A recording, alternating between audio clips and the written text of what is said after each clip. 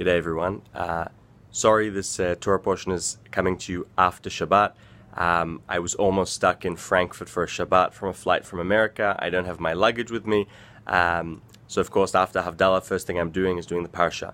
In this week's Torah portion in Balak, when we read the Torah portion, it seems like it's a bit exhaustive and there's all this detail we don't really need. I mean, when we think about it, it's not really about Bnei Israel. It's not about the Israelites. It's about Bilam and Balak. It's actually about Bilam. And it all could have been summarized in a very short verse or two saying, something to the effect of, there was a king called Balak. He wanted to, get rid of Bnei Israel. And he brought this magician, this sorcerer called Bilam, who tried to curse the Israelites and failed. And, he blessed them instead. End of story. Why all of this repetition, this whole story? What's really going on here? I think when we look at the whole story of Bilam, what's actually happening here, or I'll say it like this: the character which is underlaying in this whole Torah portion is Yitro. Now here's the thing: according to Chazal, Pharaoh Paro had two chief advisors, Bilam and Yitro. They were both part of Paro's final solution. Right, imagine like Hitler having Goering and Goebbels, and they are both part of this decision-making process that we want to eliminate the Jews. This was Yitro and Bilam back at the time. Yitro, however, as we know, did tshuva. Yitro runs away, and he eventually is the first person on earth to bless God after taking the Israelites out of Egypt, right? He's the first one to say, Baruch Hashem. Bilam, however, never retracted.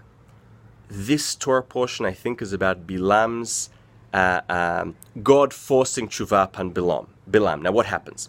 If you recall, in the first part of the verse, when God meets Bilam in the dream, what does he tell him? He says to him, you're not going to say anything bad about Bnei Israel. You're not going to go with Balak's servants, because those people, Baruch, because they are blessed.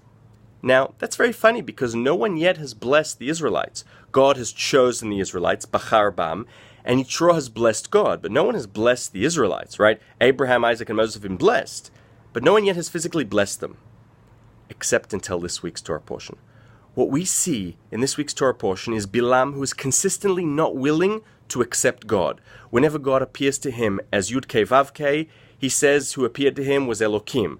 Whenever Elokim appears to him, he calls him Ha-Elokim, meaning he's objectifying God. There are all these hints filled throughout the text showing that Bilam does not want to recognize the God. The same God who in the end forces him to Baruch Bnei Israel, to bless the Israelites. And eventually, I think that's what this Torah portion is about. It concludes, we have closure of Pharaoh's two greatest advisors. One, Yitro, who gets his own Torah portion, is the first Gentile to bless God, and then Bilam, the evil, is the first one to complete the picture by the first one to bless, the first Gentile to bless the Israelites, and the rest is history. So that's just an interesting take on this Torah portion. A very interesting. It's probably the only Torah portion that the complete narrative is through the eyes of Bilam, through the eyes of an outsider, and I think that's the reason. Because God still has this unfinished business with Bilam in the reference of Yitro, and I think that's what we see here. Shavua Tov.